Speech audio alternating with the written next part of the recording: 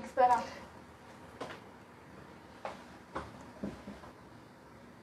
Olá, bom dia a todos. Em época de pandemia, os nossos encontros serão assim, virtuais. A nossa aula do dia 30 de março, na próxima segunda-feira, versará sobre sociologia, direito, na teoria do Raimiana. Então eu preparei os slides, eu vou colocar na nossa plataforma e vou adiantar aqui, já vou desenvolver a nossa aula para o nosso próximo encontro. Eu vou seguir aqui a sequência dos slides que vocês terão em breve. Vamos lá. Vamos agora falar sobre Durkheim, o grande pensador francês que viveu na segunda metade do século XIX e produziu uma obra extraordinariamente fantástica no sentido de garantir ao direito uma ciência nos moldes daqueles paradigmas que estavam aí sendo discutidos no mundo no contexto do seu tempo.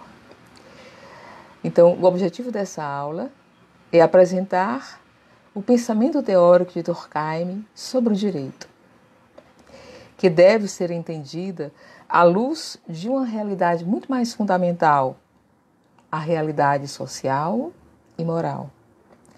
Nesta aula nós vamos tratar sobre a concepção do direito aí envolvida e as diversas dimensões dessa realidade mais fundamental, especialmente as que foram elaboradas por autores que inspiraram Durkheim. Durkheim vive no final do século, na segunda metade do século XIX. Antes dele, na primeira metade do século XIX, vários pensadores construíram seu olhar sobre a sociedade moderna. Esse momento de construir o mundo sobre o olhar da ciência é uma dimensão muito interessante naquele período, onde a ciência vai garantir um paradigma diferente dos outros paradigmas até então dominantes. Agora é o momento da verdade, da objetividade, da pesquisa científica. Durkheim, inspirado por esse espaço epistemológico que domina o século XIX, ele segue os passos, mesmo se desviando um pouco, do positivismo kantiano. Comte, nascido na filosofia, na primeira metade do século XIX, já vai desenvolver as sementes que fecundarão o pensamento da humanidade daqui para frente, que seria buscar na ciência as bases conceituais de modificar, de colocar ordem no mundo. Sempre o objetivo da ciência foi garantir aos seus pesquisadores e aos homens comprometidos com esse sentimento de ordem no mundo, perceber nas suas óticas o caos que vivia ou que vive o mundo ou a sociedade ou os fenômenos. Daí, o interesse de Durkheim foi seguindo esta dimensão epistemológica de dar ordem ao mundo, traçar a sua teoria dentro de uma perspectiva moral. E para isso, funda a sociologia jurídica como garantia, base teórica para dizer ao mundo, naquele mundo tão conturbado, como é sempre os mundos, as suas várias esferas históricas, há sempre conturbações, dificuldades, interesses, então, de garantir uma teoria geral da sociedade para deliberar sobre a necessidade de uma ordem no mundo. Durkheim considera o direito como uma força moral, tanto para uma teoria geral da sociedade, como para uma teoria desta condição científica que vai gerar as verdades objetivas intocáveis, não abstratas, como fez a filosofia cartesiana até então, platônica, socrática e de todas as outras que os precederam. Não é o momento do filosofar, é o momento de trazer uma reflexão, uma atenção científica, dado que, naquele momento, a validade do saber está atrelada ao paradigma positivista e científico. Então vamos ver aqui um pouquinho, adiantando aqui nosso roteiro de aula. São essas diversas dimensões dessa realidade que foram elaboradas por muitos autores. E no final, no terceiro item, nós vamos falar por que Durkheim traz o direito e apresenta o direito e todos os seus vínculos do universo jurídico dentro de uma concepção moral e social. Vamos então seguir. É muito interessante o pensamento de Durkheim. Quem foi Durkheim? Durkheim, como os homens do seu tempo, foi um grande estudioso, professor da Universidade da França, estudava bastante pedagogia, psicologia, e sua posição no desenvolvimento da sociologia é marcada por um virar de página na construção teórica desse saber da sociologia. A sociologia é um conhecimento que desde a sua origem é tenso, é contraditório. Cada pensador leva a sua percepção e a sua contribuição dentro desse sistema que nós poderíamos dizer da sociedade. A percepção do caos, da desigualdade social, do não cumprimento das regras sociais, das injustiças sociais. Esses homens comprometidos com as mudanças, com as realidades dolorosas da vida social da Europa do século XIX, criam então esse espaço de saber para dar uma condição de clareza a essa estrutura magna da sociedade que nós chamamos, de realidade social. A sociologia, então, ela se desvincula de um pensamento filosófico, se coloca no mundo como uma ciência e passa a ser, então, um novo processo de abordagem dessa realidade. Durkheim teve o extremo zelo de tudo que for tratar desta realidade social, aparentemente muito abstrata e confusa.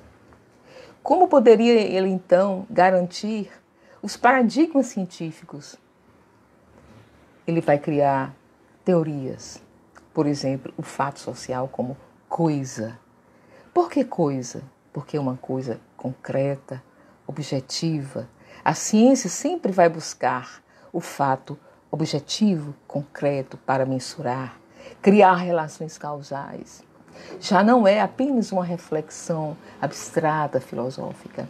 A coisa ela vai ficar isolada para se perceber todas as relações causais, tudo que está intrinsecamente ligado nesta ordem discursiva do mundo.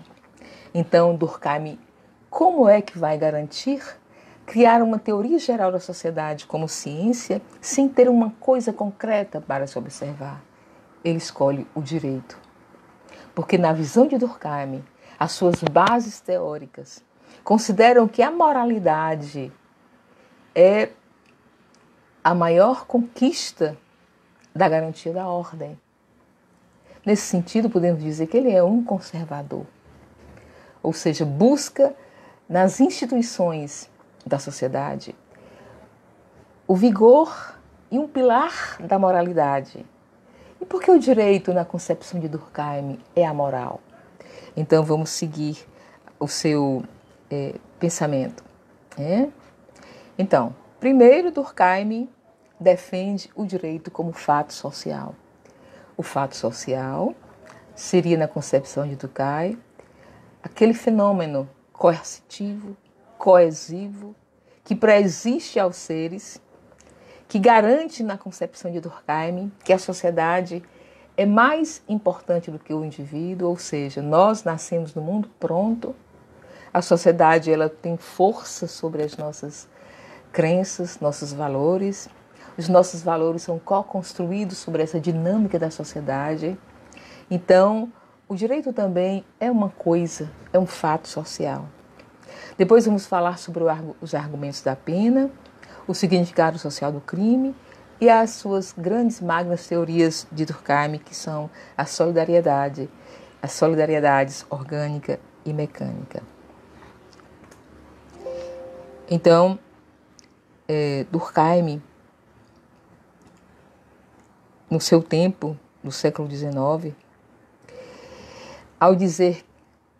ao afirmar que o direito é um fato social, apresenta 3 características básicas do fato social.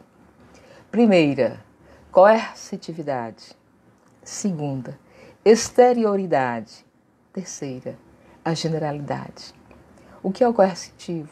É o que nos garante a força de obediência, de sujeição dos seres, dos indivíduos, aos fenômenos externos. Por que generalidade? Por que exterioridade? Porque é um fenômeno externo. Nós não criamos o direito, obedecemos ao direito. Não só ao direito, como todos os fatos sociais. Por que generalidade? Porque é comum a toda a sociedade. Então, a coercitividade, essa característica, significa, segundo Durkheim, que todos os indivíduos na sociedade estão submetidos a essa pressão da maioria, ou seja, das regras, das normas. Desse modo, a nossa ação individual, a ação do indivíduo, segundo Durkheim, depende do que a maioria espera ou pensa. É uma representação forte da sociedade coletiva.